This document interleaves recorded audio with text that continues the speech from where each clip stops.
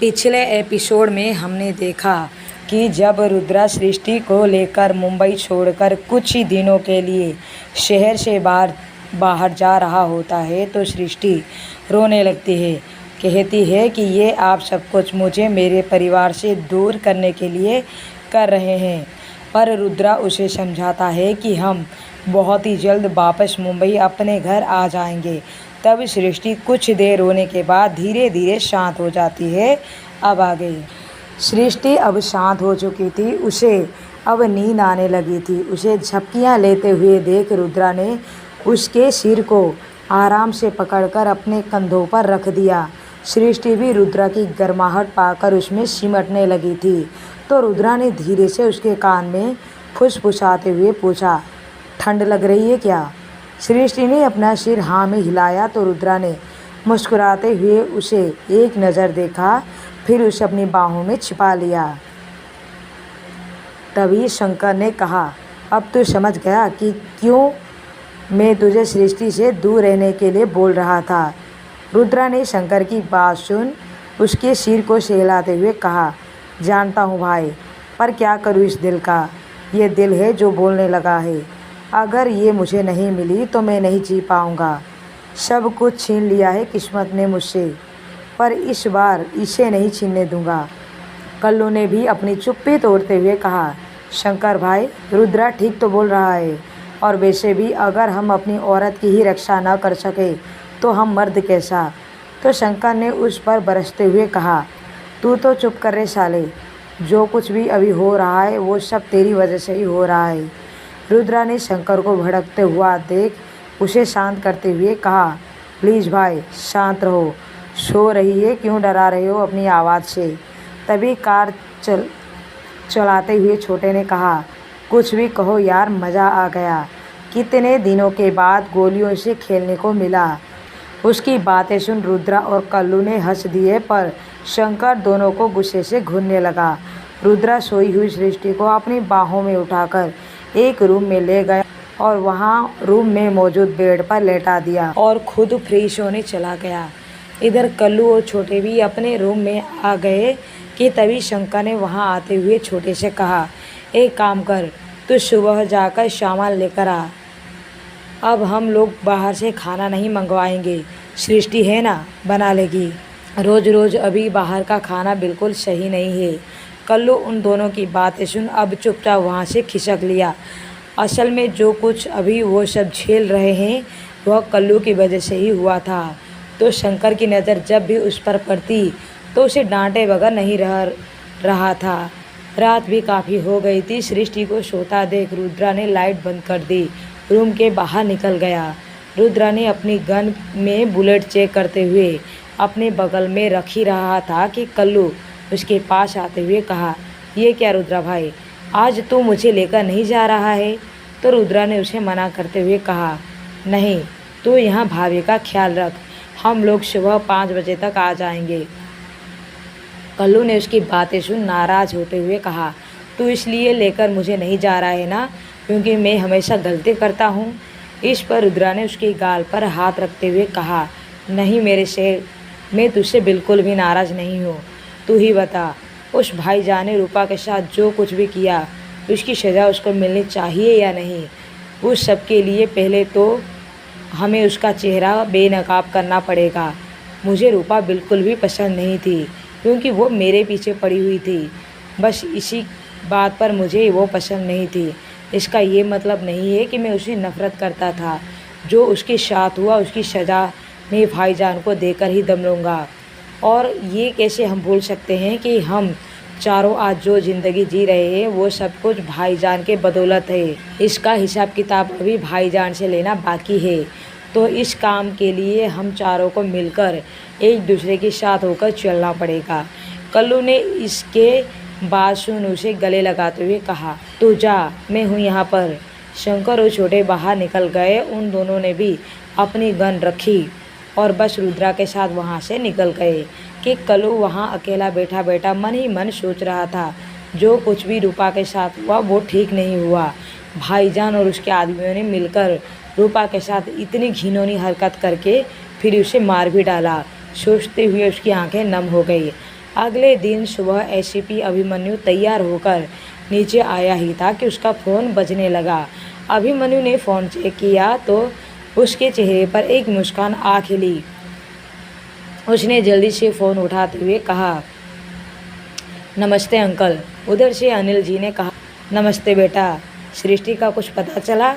अभिमन्यु उसकी बातें सुन अब कुछ सीरियस होते हुए कहा, जी अंकल, मुझे कल रात को ही पता चल गया था कि सृष्टि कहाँ है, पर आप फिक्र ना करें, बस 2 दिन के बाद सृष्टि आपके पास होगी। वैसे आपको बता दें कि अभिमन्यु कौन है। कहानी की शुरुआत में हमने देखा था कि सृष्टि की शादी हो रही थी, तब उसकी 2 सहेलियाँ तान्या और रागिनी उसके साथ ही थे, जो कि उसके कॉलेज फ्रेंड थे, जबकि तान्या तो उसकी बचपन की फ्रेंड भी थी। दोनों का एक दूसरे के घर आना जाना भी था। अभिमन्यु तान्या का ही भाई है, जो कि बचपन से सृष्टि को देखता आया है और उसे पसंद भी करता है। इधर थोड़ी बहुत बात करने के बाद अनिल जी ने अभिमन्यु का फ़ोन काट दिया। तभी शारदा जी ने उन्हें चाय देते हुए कहा, आप सोच समझ कर ही कोई फैसला लेना जी, क्योंकि कुछ भी गलत हुआ तो तकलीफ़ हमारी बच्ची को ही होगी। अनिल जी ने उन्हें समझाते हुए कहा, शारदा, सोच समझ कर ही हमने अभिमन्यु से मदद मांगी है। अभिमन्यु ही है जो सृष्टि को उस दलदल से वापस ला सकता है। वह बहादुर है और रुद्रा जैसों को तो धूल चटा सकता है। रात का समय है, सृष्टि सबके लिए खाना बना रही थी और रुद्रा के बारे में सोच रही थी। वैसे तो आज सुबह से ही सृष्टि रुद्रा को बस दूर से ही देख रही थी। ना तो उसने सृष्टि से एक बार भी बात किया और ना ही सृष्टि को उससे बात करने का मौका मिला। रात का खाना खाने के बाद एक बार फिर रुद्रा और वो 3 एक कमरे में बैठे हुए थे। सृष्टि अपना काम किचन में कर रही थी, पर उसका ध्यान और उसकी नज़र रूम के डोर पर टिकी हुई थी। सृष्टि सारा काम खत्म करके रूम में जाने को हुई कि तभी उसकी नज़र वहां से गुजरते हुए उस रूम पे पड़ी जहां रुद्रा बाकियों के साथ बैठा हुआ था। वह इस समय सिगरेट पी रहा था। उसे धुआं उड़ाते देख सृष्टि का मन खराब हो गया। वो वहाँ से निकलकर रूम में चली आई। देर रात रुद्रा रूम में आया तो उसने ड्रिंक भी की हुई थी। सृष्टि को सोता देख रुद्रा उसके करीब आकर बैठ गया। उसने प्यार से सृष्टि के सिर को सहलाया तो सृष्टि ने उसके हाथ झटक दिए और उठकर बैठ गई। रुद्रा ने इस तरह के बर्ताव देकर उससे पूछा, नाराज़ हो? सृष्टि चुप रही और बेड के कोने में जाकर सिमट कर बैठ गई। रुद्रा ने अपना हाथ बढ़ाकर उसके हाथ को पकड़ते हुए कहा, माफ़ कर दो, आज तुम्हें टाइम जरा भी नहीं दे पाया। सृष्टि ने उसकी बात सुन अब थोड़ा गुस्से में उससे कहा, पूरे समय नशे में ही डूबे रहेंगे तो कैसे समय मिलेगा? रुद्रा उसकी नाराज़गी देख मुस्कुराया और सृष्टि को खींचकर अपने करीब लिया तो सृष्टि रुद्रा के सीने से आ लगी। उसने रुद्रा की हरकत पर डांटते हुए कहा, ये क्या कर रहे हैं, छोड़ो मुझे। तो रुद्रा ने मना करते हुए कहा, नहीं, अब भी छोड़ने के लिए कह रही हो? वैसे भी कितनी मुश्किल से तुम्हारा साथ मिलता है और कितने दिनों के बाद में इतनी नज़दीकी से देखा है। कुछ तो रहम करो मुझ पर, मेरे दर्द मोहब्बत पर कुछ तो राहत दो। तो सृष्टि ने उसकी बात सुन उसे धक्का देते हुए कहा, मैं कैसे आपकी दर्द को कम कर सकती हूँ? ये दर्द तो आपने खुद अपनी मर्जी से झेल रहे हैं। रुद्रा उसके दूर होने पर नाराज़गी जताते हुए कहा, पहले तो नज़दीक आओ और क्यों बार बार मुझसे दूर जाती हो? अब आना तो हर हाल में तुम्हें मेरे पास ही है। तो सृष्टि ने बेड से उठते हुए बेदर्दी से उसे कहा, नहीं, कुछ पल की नज़दीकी से दूरी ही बेहतर है। हम कभी नज़दीक नहीं आ सकते। सृष्टि का ये कहना भर था कि रुद्रा ने उठकर उसके पास जाते हुए कहा, तुम क्यों मुझे तड़पा रही हो? क्या हम कभी नज़दीक नहीं आएंगे? तो सृष्टि ने अपना चेहरा दूसरी तरफ फेर अपनी आंखें बंद कर कहा, नहीं। उसकी ना सुनते ही रुद्रा की आंखों में पहली बार नमी छलक आई, पर सृष्टि उसे देख पाए उससे पहले वह पलट गया और बेड की तरफ जाते हुए उसने अपनी शर्ट निकालकर फेंक दी। गुस्से ने उसके दिमाग के साथ उसके शरीर को भी गर्म कर दिया था। सृष्टि अब वहाँ से हट रूम से बाहर निकलने को हुई तो रुद्रा ने उसे रोकते हुए कहा, बाहर जाने की हिम्मत मत करना। उसकी कड़क आवाज़ सुन सृष्टि अपनी जगह पर रुक गई। कि तभी रुद्रा ने उसे पीछे से अपनी बाहों में भरकर मदहोशी से कहा, क्यों नहीं आ सकते हम नज़दीक कभी। सृष्टि उसकी नशीली आवाज़ सुन शिहर उठी। तभी रुद्रा ने फिर से कहा, कुछ तो ख्याल करो मेरी मोहब्बत का। तो वह उसकी बात सुन उसकी बाहों में थपक कर रो पड़ी। उसने सिसकते हुए कहा, मत छुओ मुझे नफ़रत है आपसे, क्योंकि आपने मुझसे शादी मुझे कहीं का नहीं छोड़ा। सृष्टि ने सुबकते हुए कहा, मेरे दिल को दुख से भर दिया है आपने। एक दिन आकर चले जाना, फिर 2 दिन, हफ्ता, महीने में वापस आना। मुझे अपनी मोहब्बत याद दिलाकर तकलीफ़ देते हैं। डर लगता है मुझे आपके पास आने से। नफ़रत होती है जब आप नशे में मुझे छूते हैं। सृष्टि स्वीकार नहीं कर पा रही थी कि उसके मन में रुद्रा के लिए एहसास जन्म ले चुके हैं, जिन्हें वो चाहकर भी अब छुपा नहीं पा रही थी। और बस आज भी जब रुद्रा उसके पास होकर भी उसे समय नहीं दे पा रहा था, तो वो गुस्से से उस पर बरस चुकी थी। वह नाराज़ थी उसके दूर जाने से, उसके काम से, उसके बेपरवाही से। वहीं रुद्रा ने सृष्टि की बातें सुन उसे छोड़ दिया। तो सृष्टि उसे दूर होकर जाने को हुई तो रुद्रा ने उसके हाथ को पकड़कर उसे रोकते हुए कहा, नशा करता हूँ, लोगों को मारता हूँ, सारे मेरे काम जो तुम्हारे नज़रों में है वो सब करता हूँ, पर तुम्हारे पास उस बुरी दुनिया को अपने पीछे छोड़कर आता हूँ। ज़िंदगी ने बहुत कुछ छीना है मुझसे। मैं उस ज़िंदगी से भागकर बस तुम्हारे पास इसलिए आता हूँ कि तुम मुझे अपनी बाहों में थाम लोगी, पर ऐसा कुछ भी नहीं होता है। रुद्रा ने अब सृष्टि को अपनी तरफ घूमकर अपनी नशीली आंखों में, उसकी आंसू भरी आंखों में झांकते हुए कहा, सब कुछ छोड़ दूंगा तुम्हारे लिए, बस मुझे कुछ वक्त चाहिए। मैं भी ये सब कुछ छोड़ तुम्हारी बाहों में रहकर तुम्हें अपनी बाहों में भरकर सुकून चाहता हूँ।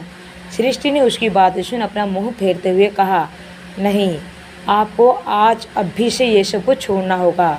मुझे आपका पिछला कुछ नहीं जानना है, बस आप एक आम इंसान की तरह ज़िंदगी जीना सीखें। रुद्रा ने सृष्टि की बातें सुन धीरे से कहा, अभी नहीं, मुझे कुछ वक्त लगेगा। तो सृष्टि उसकी बातें सुन रो पड़ी। उसने रुद्रा को धक्का दिया और बेड पर जाकर लेट गई। रुद्रा ने अपने शूज निकाले और सृष्टि के पास आकर लेट गया। सृष्टि की सिसकियों को सुन उसने धीरे से कहा, रोना बंद करो। क्या कहूँ? क्या तुम जानती हो मेरे बारे में? मैं जिस रास्ते पर खड़ा हूँ मैं वहाँ से पीछे नहीं हट सकता, समझो मुझे। उसकी बात सुन सृष्टि कुछ शांत हुई। वो इस समय पेट के बल लेटी हुई थी। उसे देखकर रुद्रा उसके करीब आया और उसे सृष्टि के बालों को एक तरफ करके उसकी पीठ पर अपना होठ रखते हुए कहा, मानता हूँ कि मैंने गलती की तुम्हें इस तरह अकेला छोड़कर, पर मेरी कुछ मजबूरी थी। लेकिन आगे से ऐसा कुछ नहीं होगा, तुम हमेशा मेरे साथ रहोगी। रुद्रा ने अपनी बात कहते हुए उसे अपनी आगोश में भर लिया। वो समझ गया था कि आज सृष्टि उससे नाराज़ थी और वो जो कुछ भी बोल रही थी वो नाराज़गी की वजह से बोल रही थी, और आखिर उसमें गलती कहाँ थी? उसकी हर एक बात सच थी। सृष्टि ने उसे रोते हुए कहा, छोड़िए। रुद्रा ने उसकी पीठ को चूमते हुए कहा, कोशिश बेकार है तुम्हारी। सृष्टि का दिल एक पल के लिए थम सा गया।